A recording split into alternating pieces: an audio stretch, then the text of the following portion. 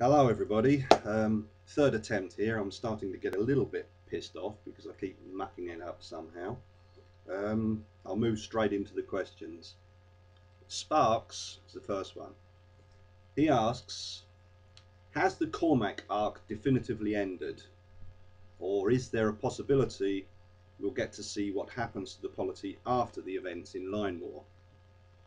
Um, we know something of the polity must survive, or Orlandine's story would have had less promise and probably more dispersal of bodily fluids and other important bits. I can't think why you would think that. Um, yes, there is a possibility of this story continuing from Line War, but I don't think that it will involve Cormac or Mr. Crane. More likely, it's going to be about Orlandine with a little assistance from the assassin drones dealing with that great massive Jane technology that was left at the end of Line War. It is something I've considered. Right. Inchi asks, do you have somebody you bounce your ideas off regarding future tech? The reason I ask is that, like most of my sci-fi, my favourite sci-fi authors, the tech employed in your works is, to me anyway, extremely plausible, almost as if it's on the cusp of what we can currently achieve. Is this deliberate? I don't have anybody I bounce these ideas off. There's just a lot of junk sitting up here from years and years of reading science fiction and science, and I use that. I'd also say that the tech in my books is not on the cusp of what we can presently achieve. I think FTL travel is a long way away, if it is even achievable at all. Um, I include it because it enables me to tell a good sprawling space opera, not because I think it's likely.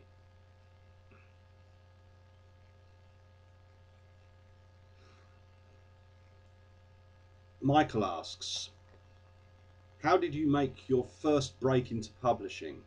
It's one of those questions that every aspiring Neal Asher wannabe has to ask. For me, it was a slow climb up the ladder, not missing a single step on the way. I started off writing a fantasy trilogy, the first book of a second trilogy, a contemporary novel. I had an agent for these books, but they never got published. I discovered small presses, started writing stories for them, didn't get anything published for a number of years. Then the occasional one published, for which the payment was a free copy of the magazine. Collection of short stories, a couple of novellas, and throughout all this time I was submitting synopsis and sample chapters to the major publishers, and then in 1999 I got a phone call from Peter Lavery and everything took off from then, or rather continued going up slowly. You can find, if you look on my Virgin website, you can find an article called, oh god, what's it called? Well, there's an article on there all about all telling that story. Next question is from JMC. Similar question from one above. My question is, how do you come up with the new technologies in your books and the unique ecologies of the planets you create? It seems quite daunting. Either that or I am of limited imaginative scope. Well, all that science fiction and science reading I mentioned above, or mentioned before, I also believe that if you perpetually exercise your imagination, it gets stronger. Well, that's my theory anyway. Sparks again. Actually, where do you start is an interesting question in itself. Ah, da, da, da. Do you start with the story by having an actual storyline in mind and building the environment around that? Or do you build the environments in your mind and see what storyline emerges naturally? I generally start out with a scene or two in mind, a few characters, but then all the creative stuff happens at the keyboard. I don't really plan very much when writing a book. In fact, I just let myself go for about 3/4 of the book. Then in the last quarter, I have to do some planning to make it to give an ending. Um, there's nothing more frustrating than reading a book that doesn't end. I think that answers it.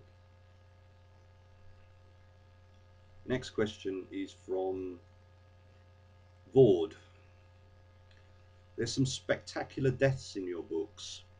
It's stuff that sticks with me, especially in the Skinner, and to an extent the pulping of Cormac, though he doesn't die. Wondering if there are any standouts that you've replayed in your head from other authors, and how about from your own books? Well, I play them out when I'm in my head when I'm writing them. In fact, I play them out physically sometimes by doing karate chops in the air or firing imaginary guns. Nothing particularly stands out in my head, really. Just a vague mix of death and destruction up here, and that's it, really.